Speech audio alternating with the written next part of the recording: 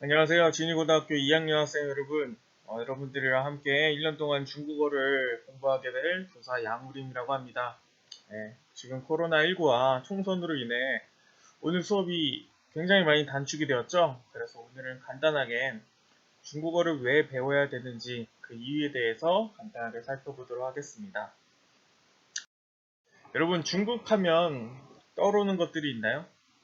어떤 것들이 떠오르시나요?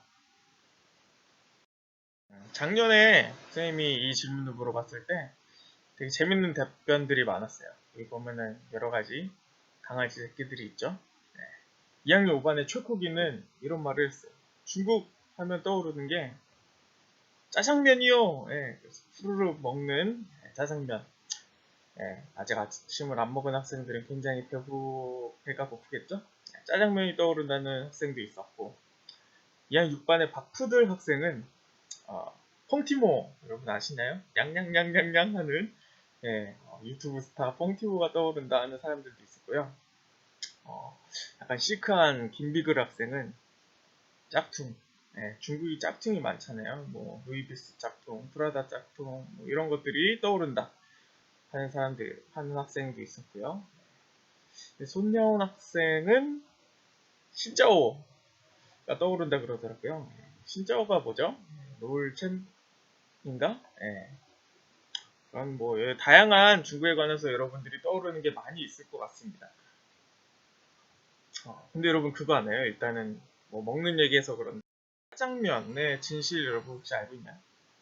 짜장면이 정말 중국 요리일까?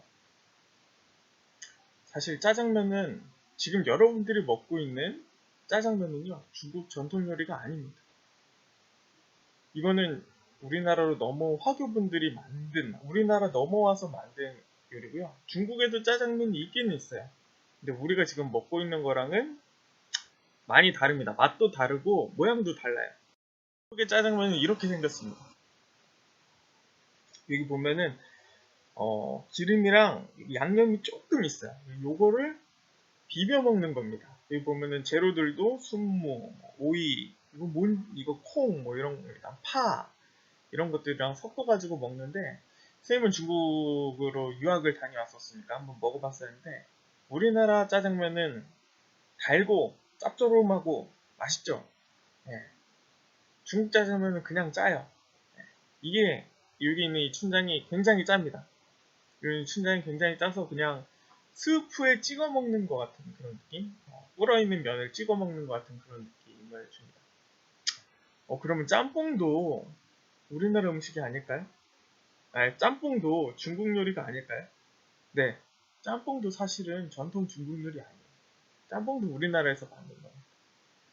선생님, 그럼 중국 요리는 뭐예요? 진짜?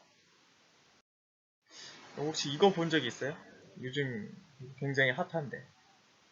네. 알고 있는 학생들도 있네요. 마라탕입니다. 마라탕 먹어본 적 있나요? 네, 선생님 굉장히 많이 좋아하는데 중국의 특별한 마라라는 소스에 청경채, 연근, 그리고 어묵, 새우도 들어가고요. 목이버섯, 브로콜리 온갖 것들을 다 넣을 수 있어요. 네, 다 넣어가지고 그냥 먹는 중국의 굉장히 대중적인 요리 중에 하나입니다. 이 마라탕 얘기하다 보니까 생각난 건데 여러분 최근에 마라탕 가게들이 굉장히 많아졌다는 느낌 안 드시나요? 쌤은 평택에 여러분들이랑 똑같이 평택에 사는데 평택역에서 내려가지고 길을 가다 보니까 골목에 마라탕 집이 한 거리에 3개가 있는 거예요. 야 진짜 많다. 옛날에는 마라탕 집 찾기가 힘들었는데 그래서 네이버에서 한번 검색을 해봤죠. 네이버에서 검색을 해봤더니 이렇게 많이 있는 거예요. 평택, 송탄, 소정리, 오산까지 굉장히 많은 마라탕 가게들이 네이버에서 찾아볼 수가 있었어요. 왜 이렇게 많아졌을까요? 마라탕 가게들이. 1호선 지금 여기 보이는 평택에서 1호선 타고 쭉 올라가면요. 대림역이라는 곳이 나와요. 그 여러분들이 알고 있는 마동석 나온 영화에도 나왔던 그 대림동에 가보면요. 이런 골목이 있습니다. 우리나라 골목 같지가 않죠. 사방이 다 중국 간판이 여기 보이죠? 마라탕 이렇게 쓰여 있는 거고요. 여기도 원숭이 마라탕, 마라탕, 마라. 여기도 다 중국 간판들. 네, 이런 동네가 있어요. 여기 보면은 면, 뭐 이런 중국 간판들로 쓰여져 있죠. 여기가 과연 한국일까? 이거 중국 아니야? 라는 착각이 들게 할 정도로 지금 이런 거리들도 있다는 거예요. 이게 무슨 의미를 가질까요? 이건요, 아주 간단합니다. 우리나라에 중국인이 많아졌다. 우리나라에 중국인이 굉장히 많아졌습니다. 사실 여러분 어렸을 때 식당 가면요, 종업원들 대부분이 사실 한국인 아니었나요? 그런데 어느 순간부터 우리 주변의 종업원들 다 외국인들, 그 중에 대다수는 중국인이 차지하기 시작했어요. 요즘 공장 이런 데 가보면 30%는 다 일하시는 분들이 중국인이라고 합니다. 한번 봐볼까요? 연합뉴스에서 나온 건데 국내 체류하고 있는 외국인이 사상 처음으로 250만 명을 돌파했다는 거예요. 작년에 대비해서 6.6%가 상승했대요. 우리나라 출산율이 얼마인지 아십니까? 0.98보다 낮아요. 1보다 낮아요. 그런데 중국인들은 6.6%로, 아니 중국인은 아니죠. 외국인들이 6.6%로 증가하고 있다는 거예요. 그 중에서 중국이 당연히 중국이 가장 많겠죠. 중국이 가장 많고 베트남, 태국, 미국 순으로 많다. 이는 대한민국 전체 인구의 4.9%, 거의 5%가 다 되어간다는 거예요. 5%가 되면 어떻게 되는 거냐? 외국인 비율이 5% 넘으면 세계적으로 다문화 사회로 분류를 한다고 합니다. 지금 우리나라는 다문화 사회 문 앞에 다다른 셈입니다. 뭐 국적별로 여기 나와 있어요. 중국인이 110만 명, 이 가운데 조선족이 70만 명, 베트남이 22만 명, 태국이 20만 명, 미국이 15만 명, 일본이 8만 명. 그리고 지역적으로 한번 살펴봤을 때 경기도에는 41만 명의 외국인들이 살고 있다. 여러분 평택 인구가 지금 한 50만 정도 되거든요. 평택 인구 거의 가까운 사람들이 외국인이라는 거예요. 선생님 근데 저는 제 주변에서 그렇게 중국인들 많이 본 적 없는데요. 여러분 나중에 지금 여기는 인문반이니까 대학을 가게 되잖아요. 대학을 가게 되면 중국인 유학생들을 정말 많이 볼 수 있습니다. 다음 여기 밑에 있는 자료부터 외국인 우리나라에 있는 유학생 국가별 현황이 2018년도를 기준으로 했을 때 중국인 유학생이 68,537명이 있다고 합니다. 여기 보고 있는 거예요 지금. 그런데 주요 대학들로 한번 봤더니 경희대 3,800명, 성균관대 3,300명, 중앙대 3,200명 정도, 고려대 2,500명, 한양대 2,400명, 쭉쭉쭉쭉 다 1,000명 넘죠. 여러분 우리 진리고등학교 전교생을 다 합쳐도 1,000명이 안 돼요. 근데 여러분들이 대학을 가면 그 대학마다 중국인들이 1,000명이 넘게, 많게는 3,000명 가까이 있다는 거예요. 무슨 뜻이에요? 여러분들이 대학 가는 순간부터 여러분의 옆자리, 여러분의 뒷자리, 중국인들이 같이 앉아서 공부를 한다는 거고요. 그리고 중국인이랑 같이 팀플, 조별 과제를 해야 된다는 거고요. 그리고 그 사람들이 졸업하면 어떻게 될까요? 자기 나라로 돌아갈 수도 있겠지만 아마 상당수는 한국에서 취업을 하려고 할 겁니다. 그럼 누구랑 취업 경쟁을 하게 될까요? 네, 여러분들이랑 취업 경쟁을 하게 될 테고요. 그렇게 해서 우리나라에 취업한 사람들은 계속 한국에서 살아가게 될 거 아니에요? 노후까지 우리랑 함께 할 수 있다는 거예요. 이거는 선생님이 뭐 좋고 싫고를 얘기하고 있는 게 아니에요. 선생님이 중국어를 왜 배워야 되냐? 라는 질문을 했을 때 그런 친구들이 있어요. 선생님, 저는 중국 별로 안 좋아하는데요. 저는 중국어 별로 배우고 싶지 않은데. 안 만나면 되잖아요. 네, 중국 안 가면 되는 거 아니에요? 그렇게 생각하는 친구들이 좀 있더라고요. 근데 그렇지 않아요. 지금 선생님이 계속 뉴스 보여주고 있는 것들은 어떤 내용들인가요? 우리가 중국으로 가는 내용인가요? 아니죠. 중국 사람들이 우리나라로 온 내용들만 줄인 겁니다. 그랬는데 그 인구가 외국인이 250만 명을 넘었고 그 중에서 중국인은 110만 명을 넘었고 대학 가면 중국인들 정말 많이 가요. 중국인들이 왔고 그리고 지금도 오고 있고 앞으로 더 올 것입니다. 우리나라는 인구가 계속 줄고 있죠. 근데 외국인 비율은 점점 늘어나고 있어요. 그럼 그 말은 무슨 뜻이냐면 앞으로 여러분들이 살아가게 될 때 더 많이 외국인들이랑 섞여서 살아가게 된다. 그게 바로 세계화예요. 세계화는 피할 수가 없는 전 지구가 공통적으로 직면하고 있는 현실입니다. 교통과 통신의 발달로 사람들을 만나는 게 너무 쉬워졌어요. 국경을 넘어가는 것도 너무 쉬워졌어요. 여러분들도 유학 가기 쉬워졌고요.